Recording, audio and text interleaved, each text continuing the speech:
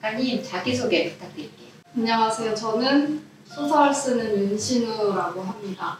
저는 책과 가면 연구생이자 최근에 제17회 목포문학상 장편소설 부문인 박화성 소설상 수상자로 10월 중순에 출간을 앞두고 있고요. 제 첫 장편소설이고 제목은 영시의 새입니다.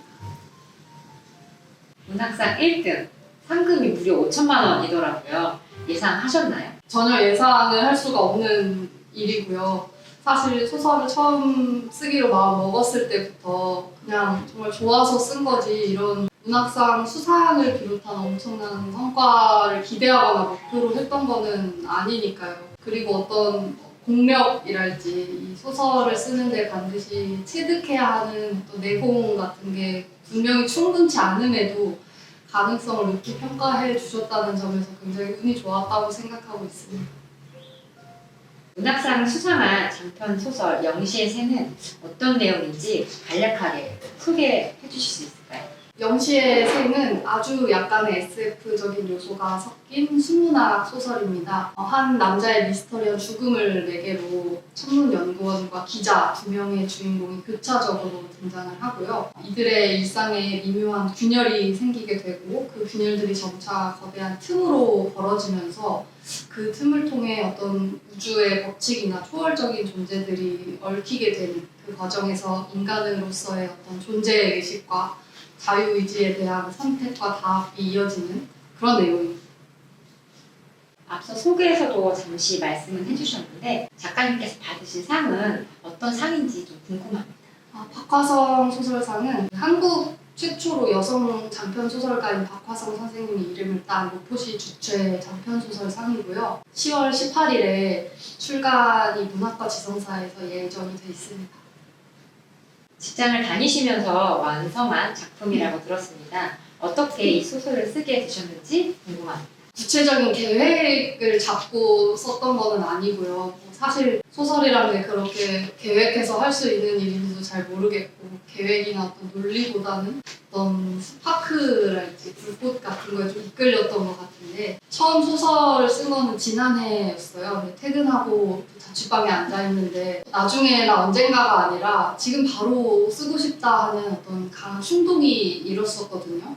그러니까 쓰지 않고는 못 배우겠다 하는 그런 마음이었는데 그래서 그렇게 첫 번째 단편소설을 완성을 하고 그 단편소설을 운 좋게 한국소설 신인상이라는 상을 받으면서 등단을 했어요. 작은 문예지 상이었지만 그리고 이제 용기를 얻고 좀 더 분량을 늘린 중편을 쓰고 그 다음에 장편까지 완성을 한 건데요. 이게 직장을 다니니까 시간이 없잖아요. 너무 쓰고 싶은데 시간이 없으니까 매일 새벽에 진짜 5시에 일어나서 출근 준비 전까지 쓰고 또 퇴근하고도 얼른 쓰고 싶어서 뭐 쓸데없는 회식 자리 이런 거 다 핑계대서 빠지고 집에 가서 또 처박혀서 쓰고 이거 쓸 때는 진짜 뭐 주말이고 친구들 약속이고 뭐고 하나도 하지 않고 다 뒤로 하고 정말 이거에만 매진해서 그렇게 반년 동안 완성한 소설입니다.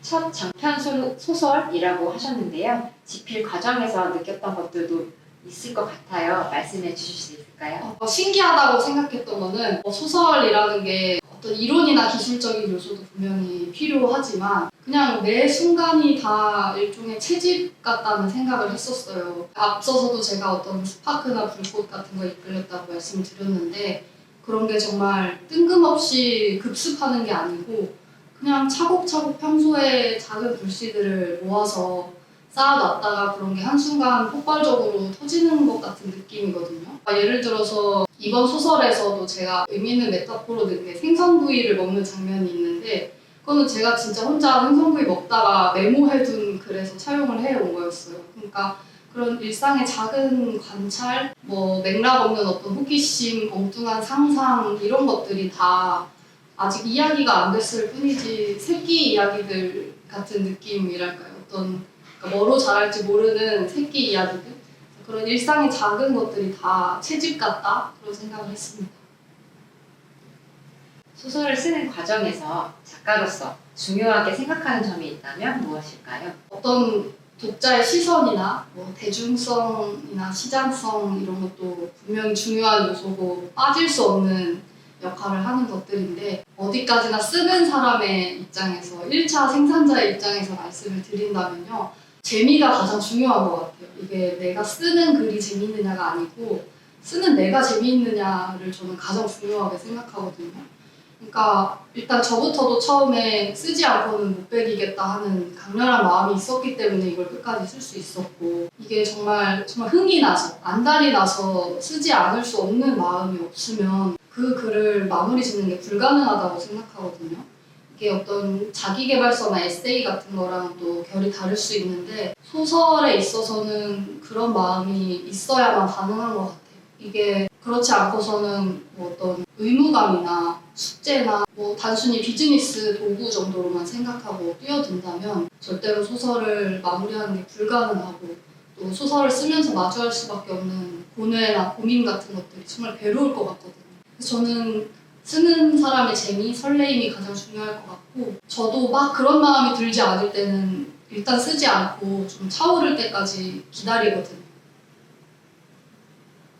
책가강연 이야기를 빼놓을 수 없죠. 어떻게 함께하게 됐는지 궁금합니다. 저는 문예창작이나 작법 같은 거를 배운 적도 없는 사람이고 정말 그냥 쓰고 싶어서 방구석에서 혼자 글을 쓴 사람인데 이 책이라는 게 독자가 있어야 하는 일이잖아요. 내가 쓰는 글을 누군가 읽어줘야만 생명력을 갖는 거기 때문에 어쨌든 출간을 목표로 할 수밖에 없는데 그러기 위해서는 도움을 좀 받아야겠다는 생각이 들었어요. 이 글이 제대로 가고 있는지 가고 있긴 한지 글로서의 가치가 있는지 그리고 일단 가장 기본적으로는 재미가 있는지 읽는 사람이 재미가 있는지 봐줄 사람이 필요했는데 직장 생활하면서 혼자 쓰다 보니까 그럴 수가 없잖아요. 그리고 장편이다 보니까 가족이나 친구한테 보여주고 매번 의견을 묻기도 어렵고 그래서 그 장편을 3분의 1 정도 완성을 했을 때 책가강연을 찾아왔었어요. 도움을 받으려고 했었고 그리고 무엇보다 그 이후 과정을 생각했을 때 저는 책가강연의 투고 시스템이 굉장히 마음에 들었었거든요. 투고 같은 것도 할 줄도 모르고 해본 적도 없는 사람이기 때문에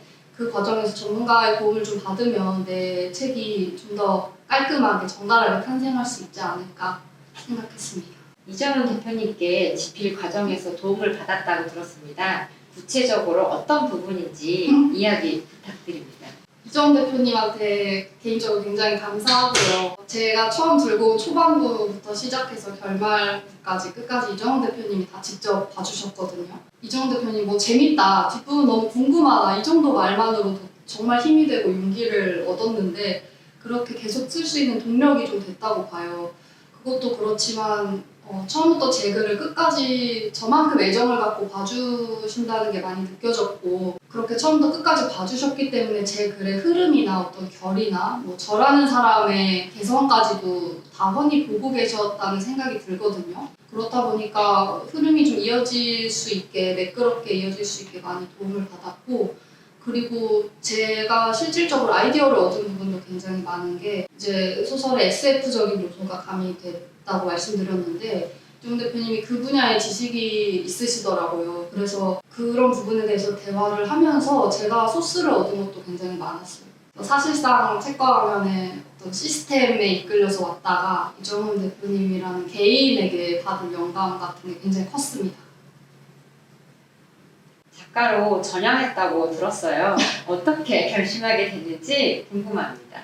저는 사실 마음이 없으면 잘 못하는 스타일이거든요.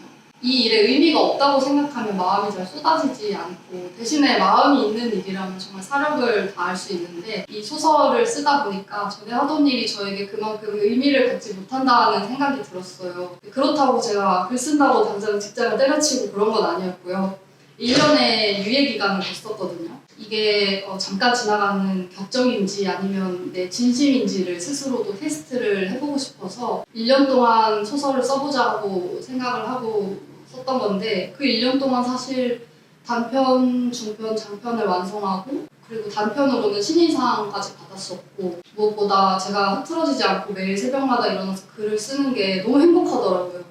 그 과정에서 이거 아니면 이제 의미가 없겠다는 생각이 들었고 소설을 쓰는 것 외에 나머지 시간이 너무 아깝다는 판단을 내렸어요. 그리고 7년 동안 직장 생활을 하면서 현실적으로 모아둔 돈도 좀 있었고 그리고 기왕 평생 소설을 쓸 거라면 한 살이라도 어릴 때 머리가 좀 팽팽 돌아갈 때 제대로 뛰어들어 보고 싶다는 욕심이 있었고요. 플랜 B도 없었고 사실 뭐 10년 뒤, 20년 뒤 같은 거를 계획하고 시작했던 것도 아니고 그냥 나는 이거 하려고 태어났나 보다 하는 생각이 들 정도로 저는 이걸 할 수밖에 없었다고 생각해요.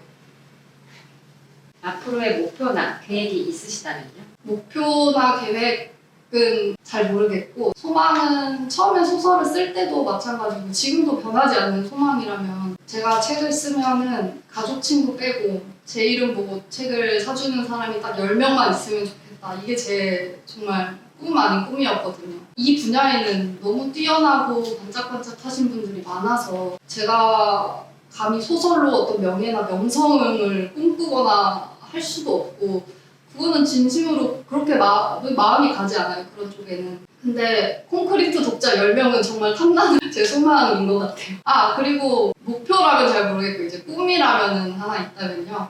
저는 이제 평생 방랑하면서 소설 쓰는 게 꿈이거든요.